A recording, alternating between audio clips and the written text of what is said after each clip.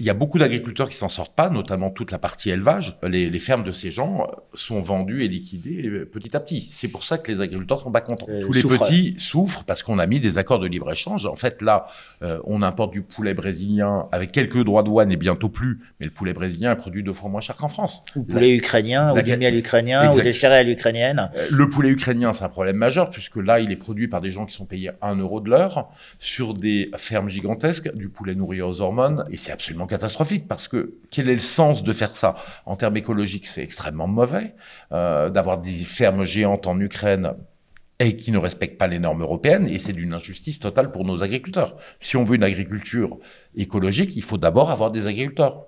Or, l'Union européenne veut une agriculture écologique, mais détruit nos agriculteurs par cette concurrence déloyale. Les normes, elles viennent pas de la France, en fait, elles viennent de l'Union européenne. Là, tous les hommes politiques vous mentent, mais en permanence. Pourquoi? Parce que l'Union européenne, c'est elle qui est responsable du marché unique, où les normes doivent être quasiment les mêmes partout. Donc c'est l'Union européenne qui, et j'étais au Parlement européen, je voyais le paquet de normes qui sortaient. Par exemple, il y a une norme sur la viande, qui est une norme qui est très aimée par les Français, et à juste titre, c'est la norme Label Rouge, qui permet d'avoir une viande qui est pas trop chère, mais où, par exemple, les poulets sont à la fois à l'intérieur et peuvent partir librement à l'extérieur, bouger dans des élevages relativement petits. Ce qui vous garantit d'avoir un poulet qui est relativement goûteux et sain en termes de qualité. Eh bien, cette norme-là, ces petites normes-là françaises, d'ailleurs, sont remises en cause par l'Union européenne, qui se pose la question d'enlever le label rouge pour en faire un label européen. Mais en fait, il n'y a pas de contrôle.